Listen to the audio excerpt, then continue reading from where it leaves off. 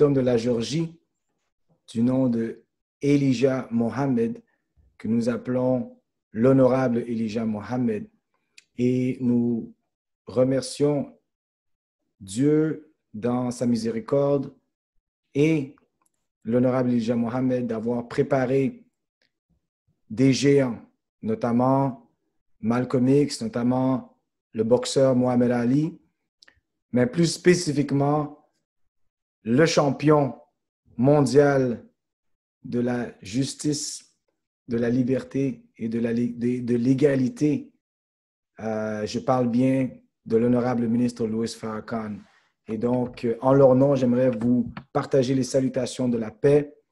Nous prononçons dans la langue de nos aïeux, Assalamu alaikum. Certains diront la paix, la paix. Certains diront Aïbobo. Certains diront Hetep. Certains diront Shalom. Mais peu importe la langue, nous devons nous souhaiter les uns les autres la paix, la sérénité divine, particulièrement dans un temps comme celui-ci. Donc, sans plus tarder, je vais passer au sujet du webinaire et j'aimerais remercier frère Gino X et la plateforme Académie X qui donne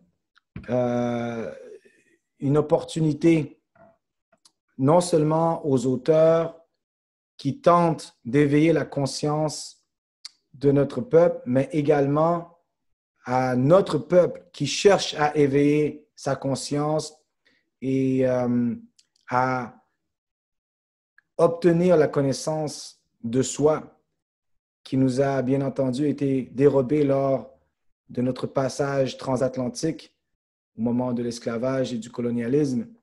Donc, l'Académie X nous donne cette plateforme qui donne une voix à une diversité d'idées. Et c'est dans cette diversité d'idées qu'il est possible d'y avoir un dialogue. Et dans ce dialogue, il nous est possible de nous comprendre les uns les autres. Et en se comprenant mieux les uns les autres, nous pourrons ainsi nous unir et faire le nécessaire pour agir, afin d'agir pour soi. Tout comme Jean-Jacques Dessalines le disait, nous avons osé être libres par nous-mêmes, osons l'être pour nous-mêmes. Donc aujourd'hui, nous allons parler des grandes civilisations noires intercontinentales.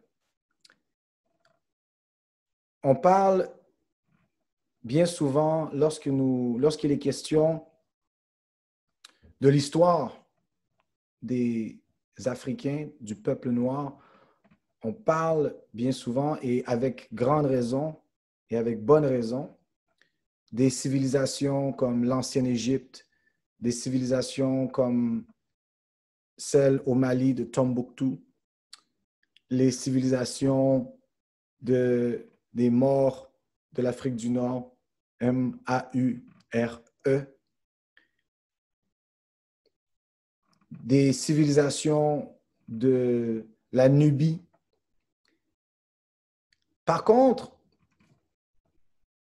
dans le livre Qui est l'homme originel, nous tentons d'explorer la question de l'antériorité des civilisations noires. Et dans le passage, nous allons au-delà de ce qui est appelé aujourd'hui le continent africain. Et nous réalisons avec les preuves archéologiques, anthropologiques, même génétiques, que les civilisations noires s'étendent vraiment bien au-delà de simplement cet endroit précis ou ce continent précis que nous appelons aujourd'hui l'Afrique. Et ces civilisations antiques s'étendent partout à travers la planète et nous pouvons même parler d'un empire africain ou d'un empire plus spécifiquement Kush ou d'un empire tout simplement d'hommes et de femmes noirs planétaires. Alors, premièrement, il faut poser la question. Une question qui pourrait sembler inconfortable pour certains et qui sera très certainement controversée. La question est la suivante. Sommes-nous Africains? Nous revendiquons cette terre, ce continent. Mais sommes-nous réellement Africains au sens, non au sens du lieu géographique ou géologique du continent, mais est-ce que l'Afrique était réellement le nom de cette terre? Et encore plus loin, est-ce que le continent, ou est-ce qu'on appelle, ce qu'on appelle aujourd'hui le continent africain, était-il relégué à cette masse de terre? Et ceux qui l'habitaient étaient-ils aussi relégués à cet espace temporel et géographique? Eh bien, notre enseignant, l'honorable Elijah Mohammed, pose la question. Pourquoi le démon appelle-t-il nos peuples africains? Et sa réponse est la suivante. Et nous allons, pour le reste de cette présentation, tenter de prouver scientifiquement, archéologiquement et anthropologiquement le bien fondé de cette réponse. Il nous dit, pour faire croire à notre peuple en Amérique du Nord qu'il n'a aucun lien en dehors des gens de ce continent et qu'ils sont tous sauvages. Les premiers peuples ont nommé ce continent l'Asie, mais le démon l'appelle l'Afrique pour essayer de les diviser. Il veut que nous pensions que nous sommes tous différents. Maintenant, que voulait dire l'honorable Elijah Mohammed par cette réponse? Il voulait nous faire penser ou nous faire croire que nous sommes tous différents. Qui est le « il » ? Eh bien, le « il », de toute évidence, est le colonisateur, est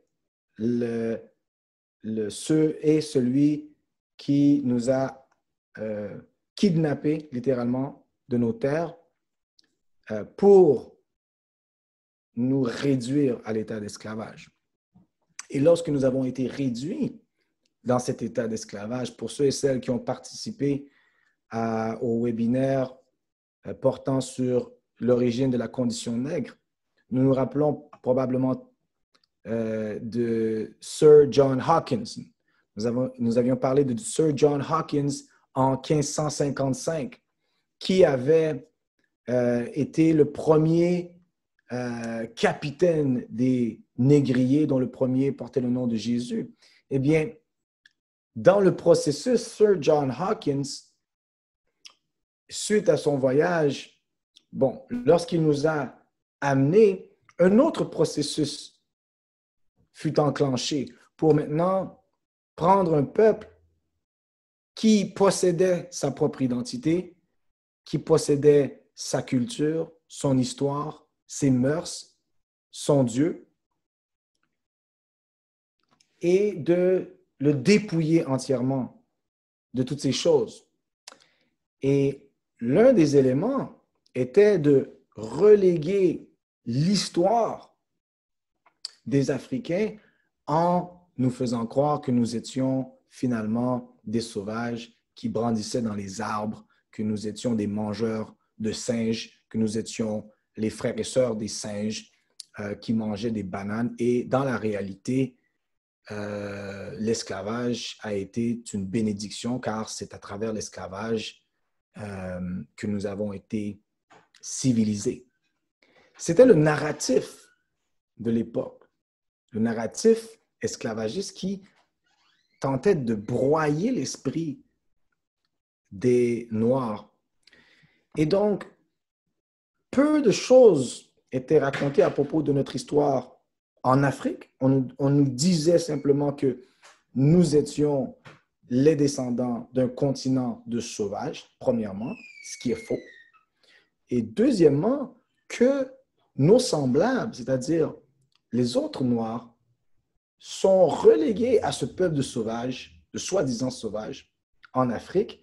Et donc, il était hors de question ou hors de la portée même de l'intellect de l'esclave, de concevoir qu'il avait des peuples semblables à lui en dehors de cette terre qui était pour lui une jungle de Tarzan noir. Donc, c'est ce que l'honorable Elijah Muhammad voulait dire lorsqu'il disait pour essayer de les diviser. Et il veut que nous pensions que nous sommes tous différents. Mais dans les faits, l'origine du nom Afrique n'a pas vraiment de lien avec le continent. L'origine du mot Afrique vient d'un certain, en fait, c'est le nom d'un général de l'Empire romain, du nom de Scipio Africanus. Et Scipio Africanus, à l'époque, en 202 avant l'ère commune, lors de la bataille appelée la bataille de Zama, a vaincu l'un des plus grands généraux africains de l'histoire, un grand général noir africain qui est jusqu'à nos jours étudié par les grands généraux de la planète, Hannibal Barca. Lui, Hannibal Barca, était le général à la tête d'une armée en Afrique du Nord qui était en fait le principal concurrent de l'Empire romain à l'époque. Mais malheureusement, après sa défaite, c'est l'empereur romain qui a décidé de nommer, et c'était une tradition parmi les Romains, de nommer les terres conquises par les Romains selon les généraux qui ont vaincu lors du combat. Et c'est ainsi que le nom Scipio Africanus est né. Il y a aussi certaines traces du nom Afrique ou Ifriqius qui vient d'une certaine petite tribu de Berbères également. Mais c'était une tribu très petite et reléguée à un espace en Afrique du Nord. Définitivement, ce n'était pas le nom du continent. Et les Couchites, les Égyptiens et même les Morts appelaient plutôt cette terre Al-Keboulan. Al-Keboulan était l'un des noms de cette région. Et d'ailleurs, cette région allait au-delà de, vous savez, si vous allez à l'est de l'Afrique, on remarquera que juste à côté, il y a l'Arabie et ce qu'on appelle le Moyen-Orient, la Palestine. Mais dans les faits, la Palestine et le Moyen-Orient, dans l'Antiquité, faisaient partie de cette région qui est aujourd'hui appelée l'Afrique. Et d'ailleurs, l'Afrique, d'un point de vue géographique, en termes des frontières géopolitiques de l'Afrique, tient ses origines, l'Afrique moderne, de la conférence de Berlin de 1885, où à l'époque, les grands colons européens, la France, l'Espagne, l'Allemagne, la Belgique, le Portugal, se sont découpés l'Afrique après avoir sucé le sang du continent, littéralement. On parle de sucer le sang des frères et sœurs qui sont devenus esclaves. Après avoir sucé le sang du continent en lui arrachant des millions, voire des centaines de millions d'êtres humains, ils ont pris le contrôle des terres et dans leur contrôle des terres qui étaient et qui sont toujours excessivement riches, eh bien, c'est ainsi qu'ils ont décidé de se découper le gâteau. et de dire, bon, moi, je veux telle partie, moi, je veux telle autre partie. Et donc, nous avons vu à cette époque, par exemple, le roi Léopold II de la Belgique, qui était souverain de ce qu'on appelle le Congo, qui à un certain moment s'appelait le Zaïre. Et nous savons que Léopold a fait subir aux Africains certaines des pires atrocités imaginables. Mais dans les faits, si nous remontons dans le temps, nous savons que l'ensemble des continents étaient joints. C'est un fait géophysique. À un certain moment, l'ensemble des terres formait un seul bloc. Et il y a eu une dispersion. Et cette dispersion, selon certains dires et certaines indications scientifiques, démontre que cette dispersion aurait eu lieu lors d'un grand cataclysme qui aurait donné lieu à une énorme pression sur la planète et aurait fait en sorte qu'il y aurait eu cette dispersion. Mais les géologues appellent ce continent l'Eurasie ou Gondwana, l'Eurasie.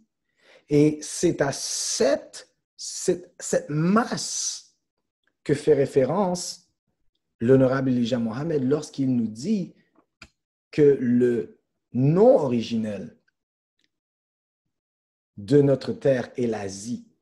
Non pas l'Asie d'un point de vue géographique aujourd'hui tel qu'il est découpé et tel qu'il a été découpé par le colonialisme, tout comme l'Afrique a été découpée, mais bien cette masse originelle qui formait ce continent universel et qui s'est graduellement détaché. Et c'est ce qui va expliquer, comme nous allons le voir un peu plus loin, la ressemblance entre certaines des cultures et des langues et des traditions des aborigènes partout sur la planète.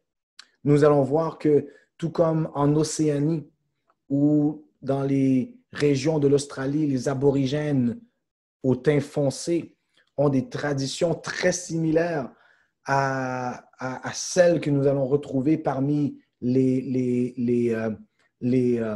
Bantous, par exemple. Et les Bantous ont des traditions très similaires à ce que nous allons retrouver parmi les aborigènes de l'Amazonie ou en Amérique du Sud. Ces similarités sont frappantes et certaines des traditions et des croyances spirituelles sont également très similaires. Maintenant, comment expliquer que des gens en Océanie qui sont séparés des gens parmi les Bantous par des milliers de kilomètres, qui eux sont séparés par des milliers et des milliers de kilomètres aux aborigènes d'Amérique du Sud, comment peut-on expliquer qu'ils partagent tous certaines traditions, certaines cultures, certains rituels, certaines croyances pratiquement identiques? Par exemple, le fameux, parmi ceux qui pratiquent le vaudou, on sait qu'il y a la notion de Dambala, Dambala Wego. Et si vous allez en Guinée, il y a Dambala. Et Dambala, le symbole de Dambala est le serpent. Ce fameux serpent est un symbole qui existe non seulement parmi les aborigènes en Afrique et dans les traditions vaudouisantes et parmi les sociétés qui adhèrent aux croyances traditionnelles comme les Yoruba. Mais ce serpent qui est positionné, parfois on retrouve les deux serpents un peu comme on le voit dans la médecine moderne, le symbole de la médecine moderne, qui représente en réalité l'ADN. Parce que l'ADN est formé comme des serpentines, en fait, l'origine de la vie. Mais nous retrouvons ces mêmes symboles de serpentins associé à des concepts très similaires à ceux qui sont associés à Damballa parmi l'ensemble des aborigènes de la planète. Pourtant, ils sont séparés par des océans. L'océan Atlantique et l'océan Pacifique séparent ces peuples pour des milliers, non seulement de kilomètres, mais des milliers, voire des millions d'années séparent ces peuples. Comment ont-ils pu développer les mêmes mœurs si l'honorable Elijah Mohammed a tort? Comment ont-ils pu développer ces idées communes séparées par une telle distance et séparées par des océans? Eh bien, c'est parce qu'ils ont une origine commune. Et c'est ce que notre sœur Drusilla Dunjee Houston, qui a publié son livre en 1926 et qui nous a présenté cette grande pionnière noire américaine, qui nous a présenté dans son livre, qui est un grand classique cité par les grands savants afrocentristes des temps plus modernes, dans son livre intitulé Wonderful Ethiopians of the Ancient Kushite Empire.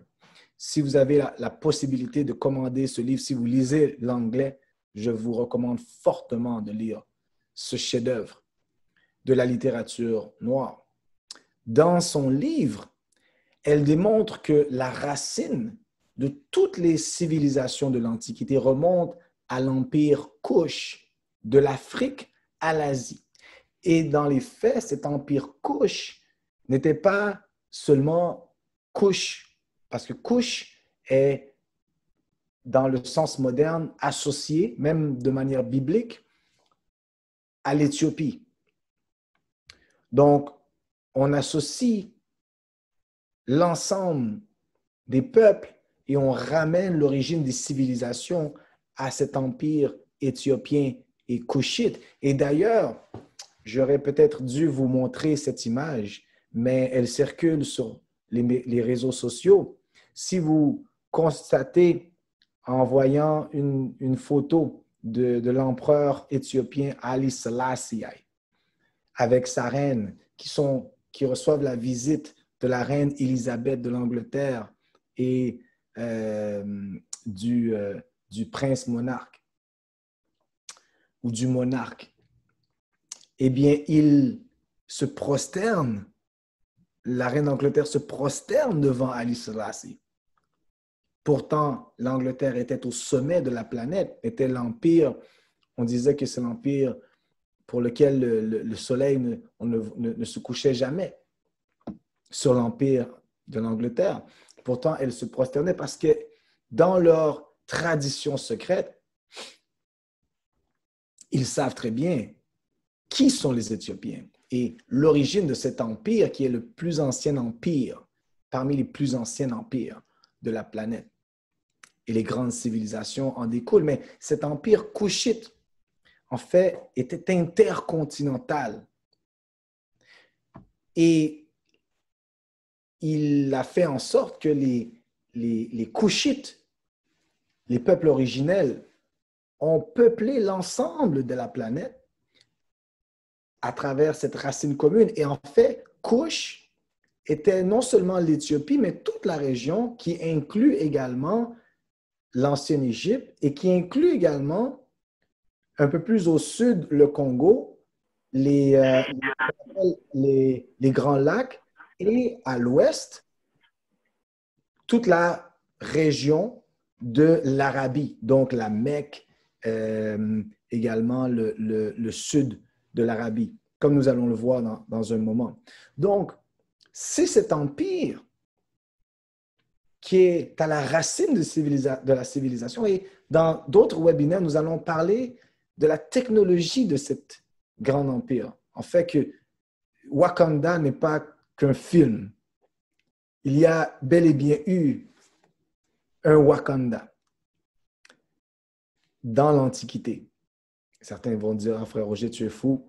OK, revenez, la prochaine fois, on en reparlera. Mais cette notion de la convergence, le mot convergence, c'est-à-dire converger, ça veut dire c'est un peu comme l'assemblage, la racine commune des grandes civilisations et des peuples aborigènes de l'Antiquité n'est pas seulement quelque chose qui était dit par Drusilla Dungy Houston, qui est une noire américaine. Le grand égyptologue E.A. Wallace Budge, qui est l'un des plus grands égyptologues de l'histoire, disait dans un de ses livres, les similitudes entre les dieux sont trop importantes pour être purement accidentelles. C'est ce que je disais un peu plus tôt. Cette notion de peuples aborigènes qui sont divisés par des milliers de kilomètres et des océans entiers.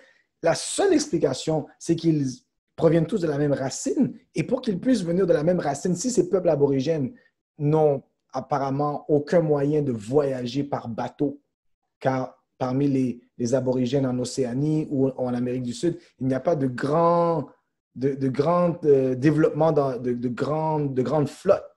Donc, la seule explication, c'est que ces peuples faisaient partie d'un seul peuple à un moment où les continents formaient un seul continent. Et c'est à ce continent que l'honorable Elijah Muhammad fait référence, comme je le disais un peu plus tôt. Donc, je continue. Il dit, on aurait tort de penser, et ça, c'est un point important, on aurait tort de penser que les Égyptiens ont emprunté leur divinité aux Sumériens. Les Sumériens, pour ceux qui ne le savent pas, c'est un peuple qui habite autour de la région que nous appelons l'Irak ou l'Iran et proche de l'Inde, quelque part dans cette région qui est devenue la Mésopotamie, qui est devenue Babylone éventuellement. Donc, les Sumériens sont les plus anciens habitants de cette région. Et d'ailleurs, on appelait les Sumériens les têtes noires. C'est de cette façon qu'ils sont décrits par les écrivains de l'Antiquité, particulièrement, notamment de l'Antiquité grecque. Donc, il dit, on aurait tort de penser que les Égyptiens ont emprunté leur divinité aux Sumériens ou réciproquement, ou l'inverse. On peut en effet alléguer que les lettrés des deux peuples ont emprunté leur système théologique à une source commune, mais extrêmement ancienne. Et ça, c'est quelque chose également que nous enseigne l'honorable Elijah Muhammad et l'honorable ministre Louis Farrakhan, que l'homme originel n'a pas de certificat de naissance, contrairement à la notion néo-darwinienne que nous avons déconstruite lors de l'un de nos séminaires, de nos webinaires, portant sur la planète des singes et les faussetés du darwinisme que nous avons déconstruit scientifiquement, et nous aurons l'occasion de refaire cette présentation.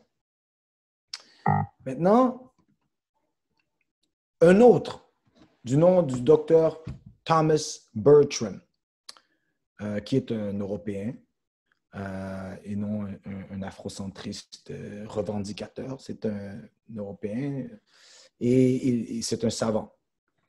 Et il dit, les habitants originels de l'Arabie n'étaient pas les Arabes familiers de notre époque, mais une race beaucoup plus foncée.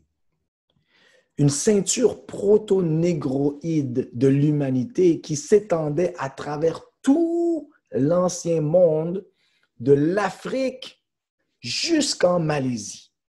Cette ceinture, par l'entremise des processus environnementaux et évolutionnaires, en fait, ce qu'il dit ou ce qu'il ne dit pas, c'est justement cet éloignement des continents, cet éloignement des peuples, cette dispersion qui s'est produite à travers l'évolution, s'est transformée, donnant place aux peuples hamitiques de l'Afrique, aux Dravidiens de l'Inde. En fait, les Dravidiens, nous allons en reparler, ces peuples, en fait, qui sont des Noirs en Asie, en Inde, et qui sont les aborigènes, le peuple originel de l'Inde, les hindous modernes, au teint plus pâle, ne sont pas les hindous aborigènes.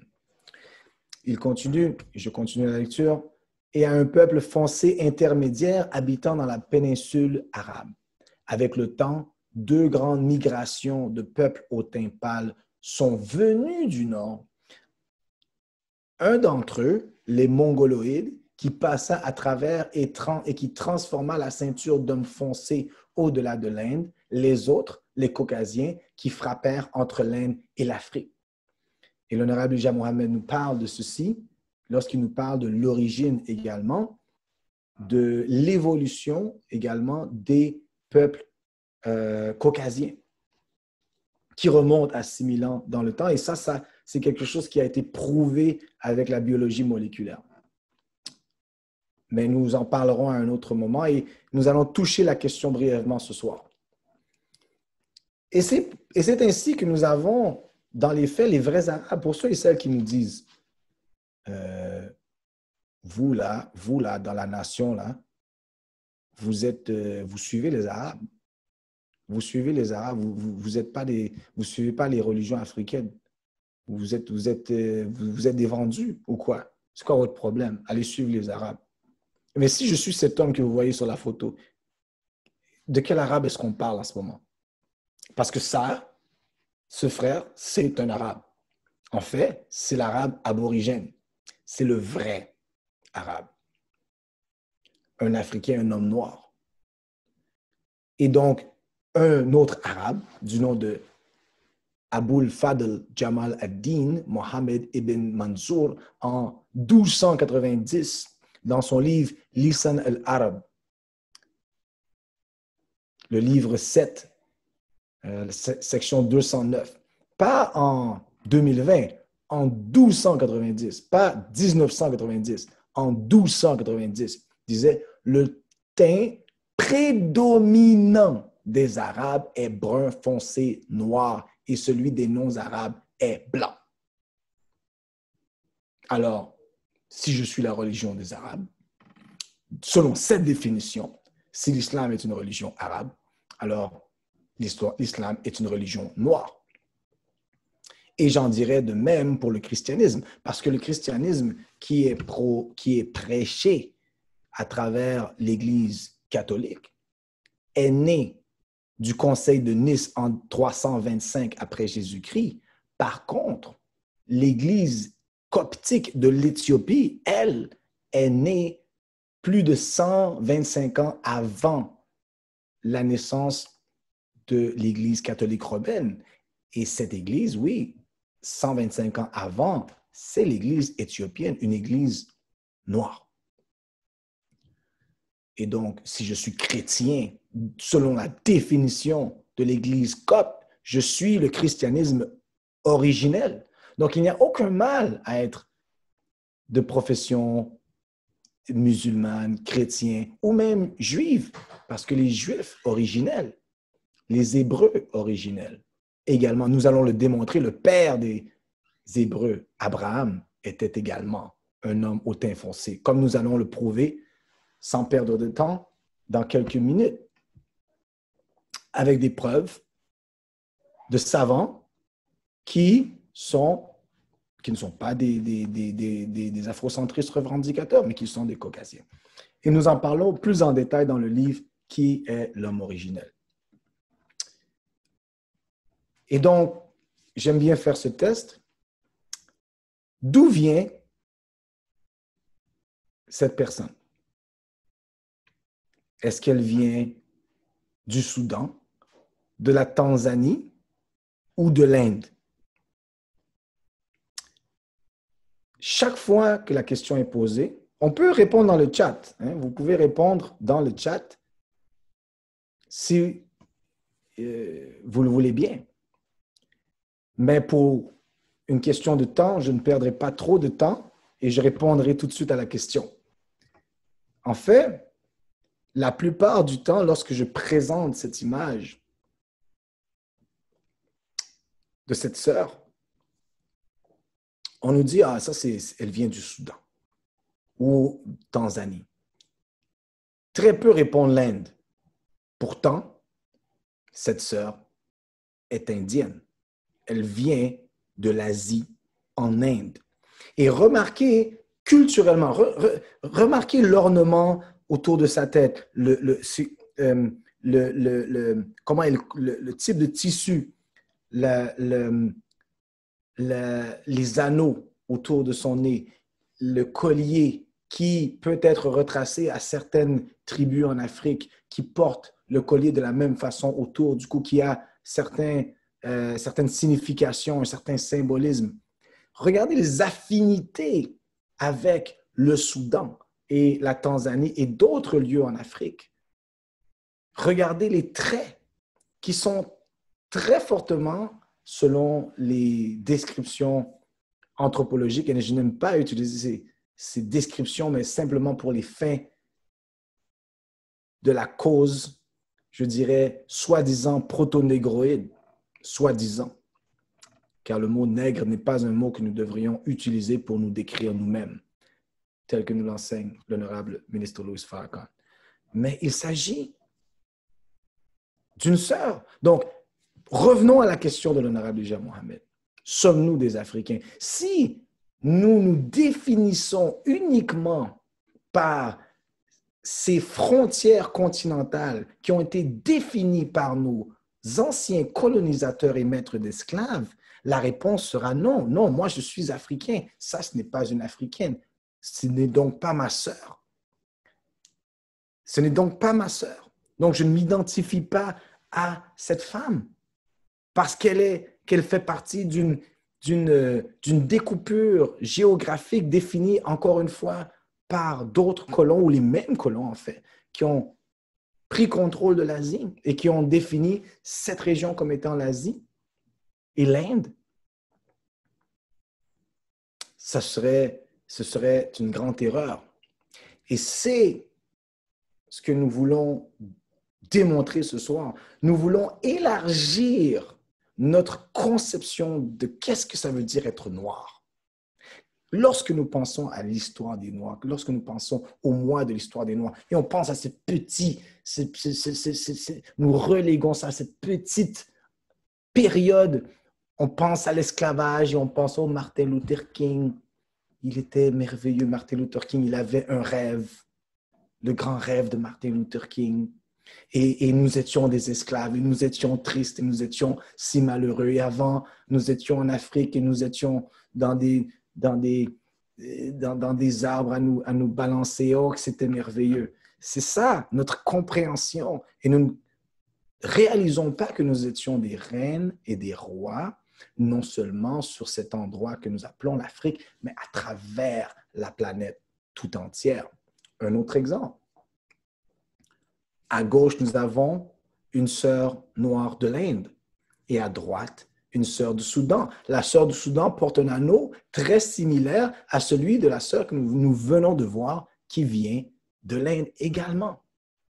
Des traditions très similaires. Et si vous rapprochez l'Éthiopie et le Soudan, et si vous ramenez l'Inde, vous verrez que l'Inde, l'Asie, en fait l'Inde, l'Arabie, l'Éthiopie, le Soudan, lorsque vous les rapprochez, peuvent se fondre et converger, même géographiquement.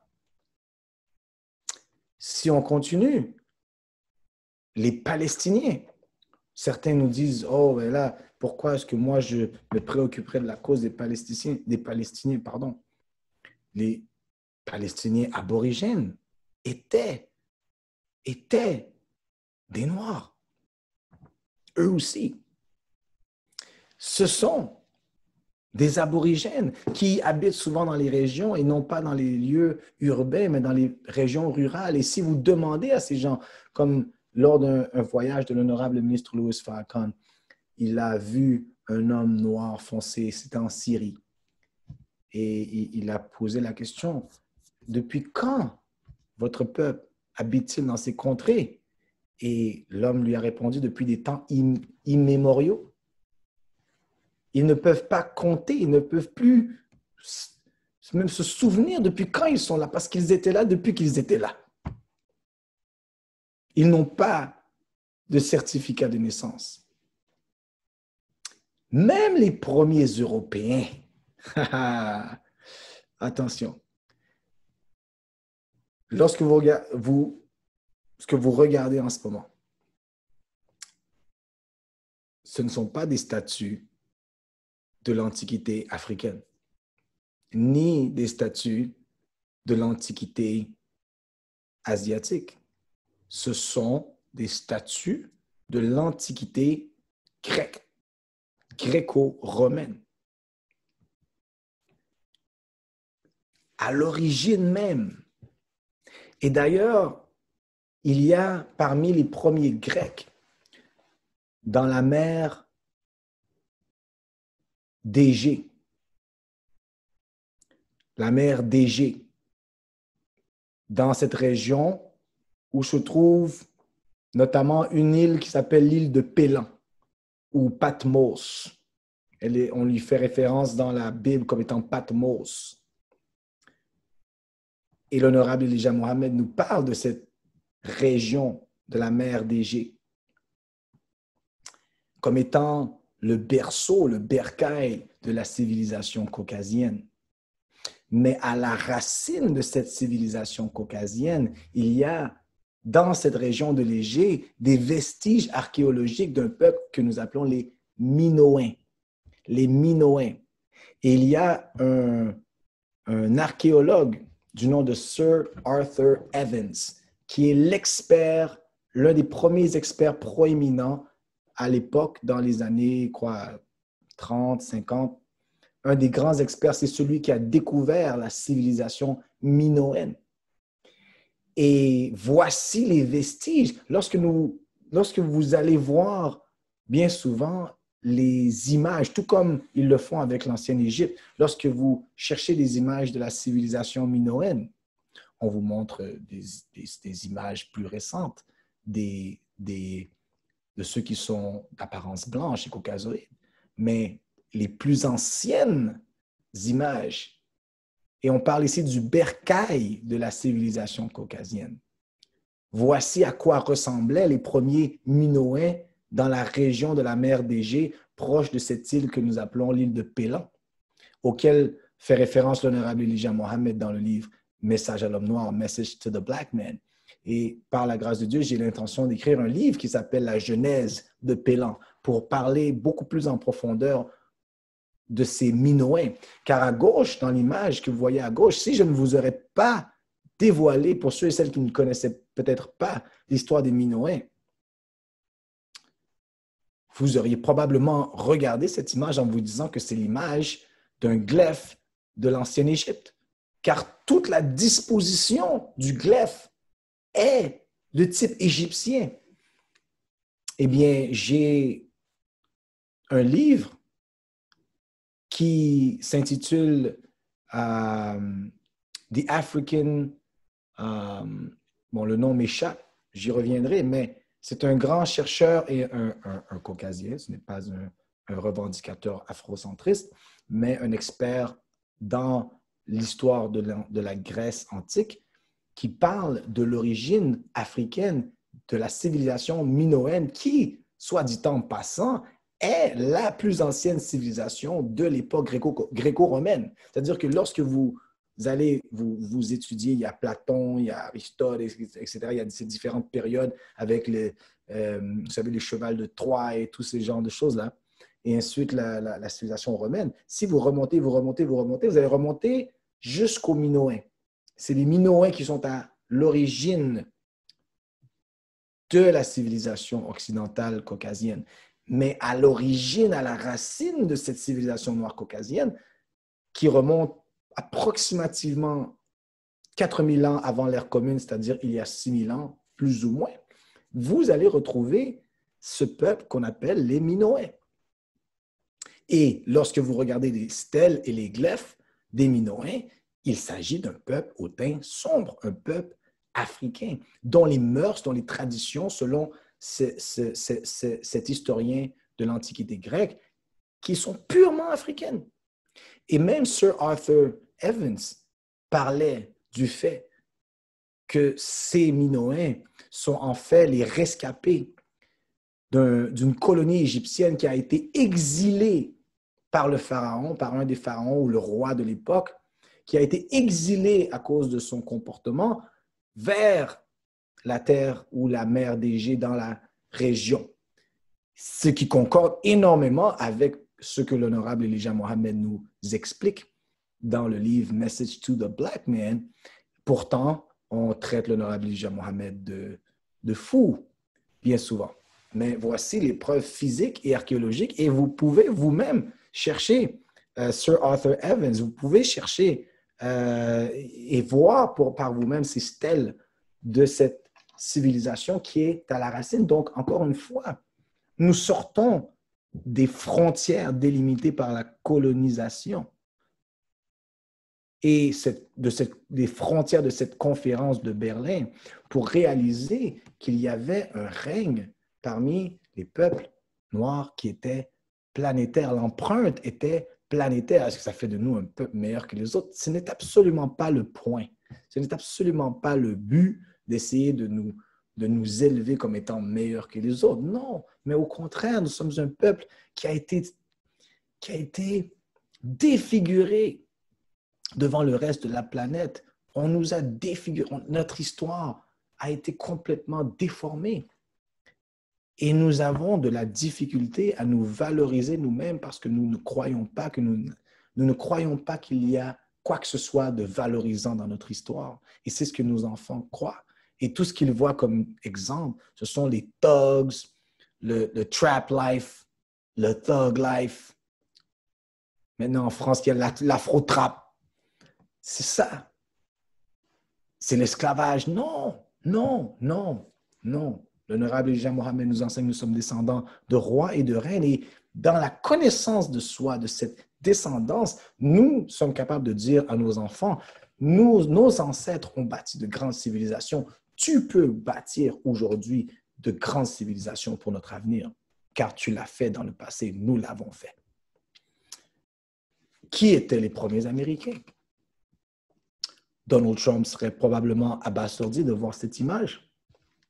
Mais l'image qui est à gauche et à droite sont des images qui ne sont pas tirées de la Nubie, qui ne sont pas tirées de l'ancienne Égypte, qui ne sont pas tirées de l'Inde, qui ne sont pas tirées de l'Afrique du Sud, mais qui sont tirées de l'Antiquité mayenne et olmèque. Et à la racine, nous voyons ces têtes nubéennes, car les premiers visiteurs des aborigènes de l'Amérique du Sud ne sont pas les compatriotes de Christophe Colomb ou de Jacques Cartier. Je suis désolé.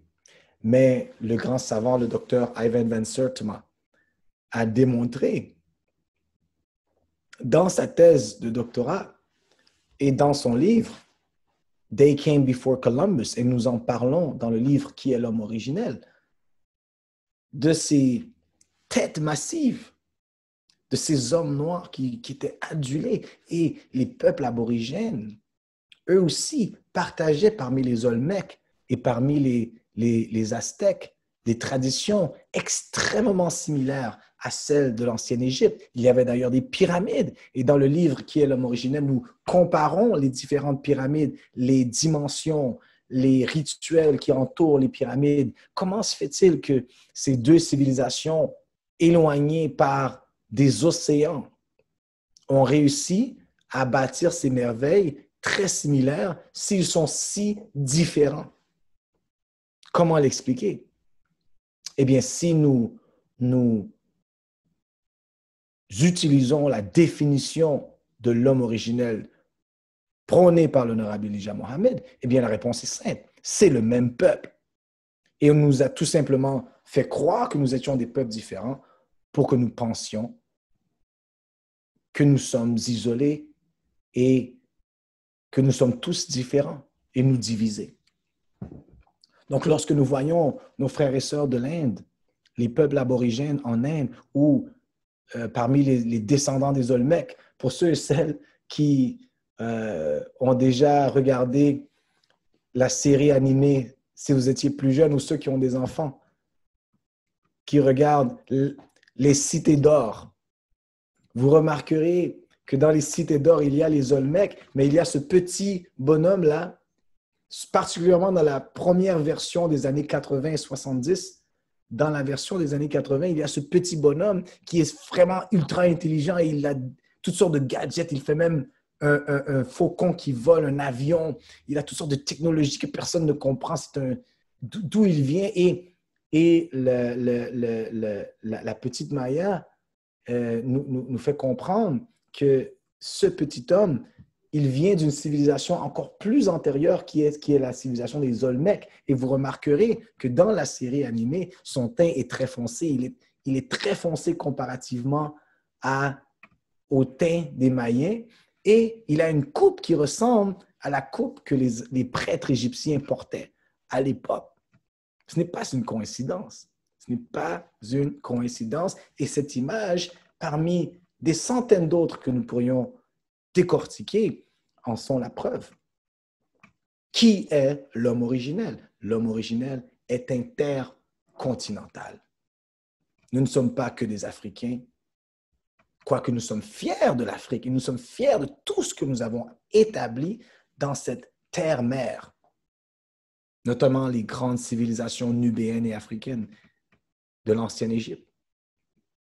Maintenant, allons un peu plus loin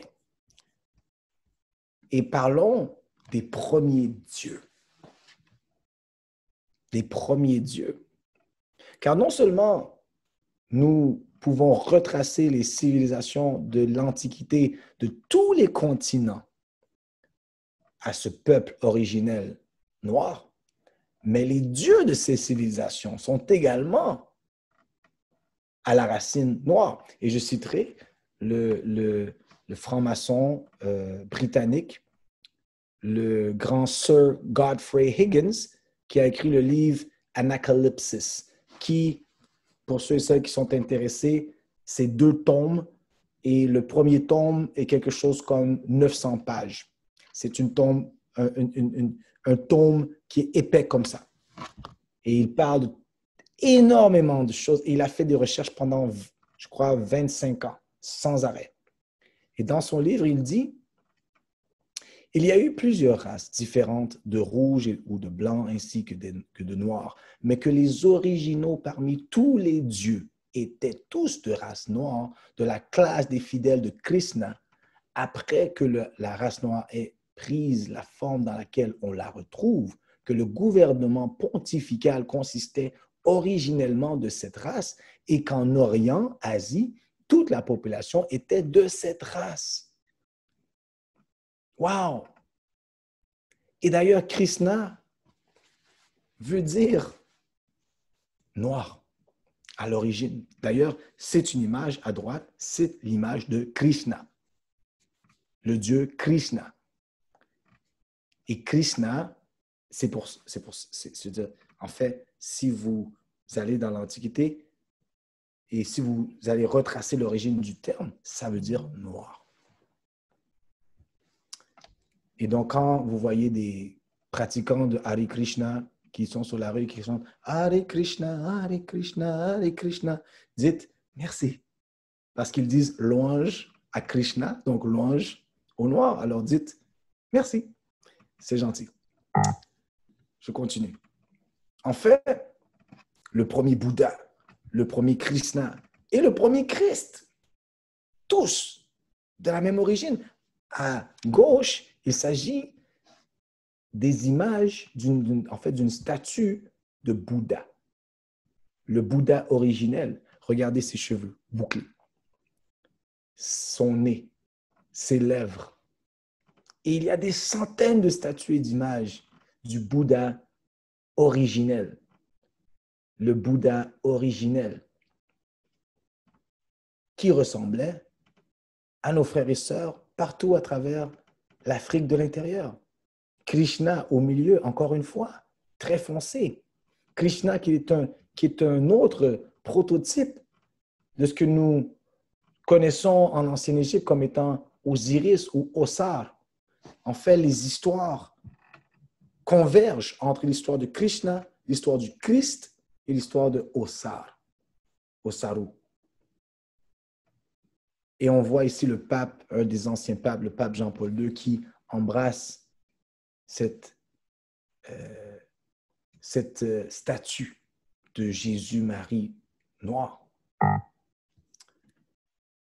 Et en fait, cette notion des dieux originels et de cette civilisation perdue dont nous parlons dans le livre qui est l'homme originel. Cette civilisation antique, cette civilisation antérieure qui fait converger l'ensemble des peuples aborigènes à travers la planète, fait partie parmi les grandes sociétés secrètes de ce qu'on appelle la doctrine secrète. Et cette femme, Madame Blavatsky, est une source d'inspiration pour plusieurs des francs-maçons ou des gens qui font partie de différentes sociétés dites secrètes. Et dans son livre, La doctrine secrète de Madame Blavatsky, de la théosophe, elle dit « La noirceur est décrite de la façon suivante. La noirceur a toujours été associée au premier symbole et elle l'entoure, tel que démontré par les corbeaux noirs des hindous, des Égyptiens, des Chaldéo-hébreux et même des Scandinaves. Mais remarquez qu'ils ont tous, encore une fois, les hindous, les Égyptiens et les Chaldéo-hébreux partagent tous ce même symbole du corbeau noir. Elle dit, d'où les corbeaux noirs, les colombes noires, les eaux noires et même les flammes noires, la 7e langue d'Agni, le dieu du feu, est appelé Kali, le noir. 2 colombes noires s'envolent de l'Égypte et se sont posées sur des chaînes de Dodone et donnèrent leur nom au dieu grec. Donc, encore une fois, ce n'est pas la sœur Dungy, Drusilla Dungy Houston qui a écrit ça. C'est Madame Blavatsky, qui vient de l'Europe de l'Est, qui est une grande théosophe respectée par bien des grands hommes et puissants dans ce monde, qui lisent secrètement ou ouvertement, dans certains cas, les écrits de Madame Blavatsky et qui connaissent ces choses qui nous sont cachées à nous, les récipiendaires de cette histoire. Nous ne le savons pas, mais certains des grands qui suivent et qui lisent les Sir Godfrey Higgins, les Madame Blavatsky, les autres du genre. On continue. Noé laissa partir un corbeau noir après le déluge. Les corbeaux noirs d'Odin battaient des ailes autour de la déesse Saga et lui chuchotèrent le passé et le futur. Quelle est la réelle signification de tous ces oiseaux noirs? Ils sont tous connectés avec la sagesse primordiale. Je le répète, primordiale, qui découle de la source pré-cosmique de tout. Ils ont tous un sens identique et font référence à l'homme archétype, Adam Kadmon, à l'origine créatrice de toute chose, qui est l'homme originel. Qui est l'homme originel? Voilà la question. Eh bien, ce sont nos ancêtres. Et nos ancêtres, selon Madame Blavatsky, étaient connectés à la sagesse primordiale qui découle de la source pré-cosmique de tout. Eh bien, en conclusion, chers frères et sœurs, c'est pourquoi, lorsque la question est posée à l'honorable Elijah Mohammed dans notre suprême sagesse, qui est l'homme originel? Sa réponse, que certains ont moqué et continuent de moquer, est la suivante. Et lisons-la à la lumière de tout ce que nous avons vu comme preuve archéologique, historique et scientifique. La réponse de l'honorable Elijah Mohammed est la suivante. L'homme originel est l'homme noir asiatique, le possesseur, l'artisan, la crème de la planète Terre, Dieu de l'univers. Voici ce que nos ancêtres ont toujours su. Et lorsque nous parlions de Damballa et du symbole du serpent, en fait, le serpent ne veut pas dire ce qu'il veut dire dans la tradition biblique occidentale. On ne parle pas ici du serpent au sens du démon, mais le serpent est un symbole de l'électricité de la vie, de cette de cet état primordial de l'ADN, de la source même de l'existence. Et à cette source est connectée au Créateur des cieux et la terre. Et c'est à cette source que se connecte le fameux Adam, Kadmon, auquel fait référence Madame Blavatsky, c'est-à-dire cet homme archétype que nous appelons l'homme originel. C'est cette connexion pré-cosmique à l'origine de tout. Qui est à l'origine de tout? C'est le Créateur. Et donc, nous sommes les enfants et les descendants directs du Créateur. Et notre héritage civilisationnel, j'espère l'avoir démontré du mieux que je peux, va bien au-delà du continent défini par les anciens colonisateurs comme étant le continent africain, selon les limites géographiques de la conférence de Berlin, mais bel et bien toute la planète, et j'irais même jusqu'à dire l'univers, est à notre disposition et est à la disposition de l'ensemble de l'humanité si elle se soumet aux lois de la nature pour être en harmonie avec la nature. Mais dans la rébellion contre cette loi universelle,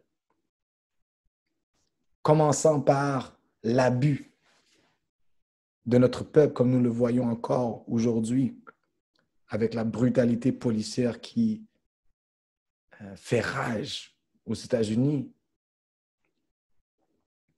eh bien, la Bible nous dit que vous devez honorer vos parents afin de vivre longuement.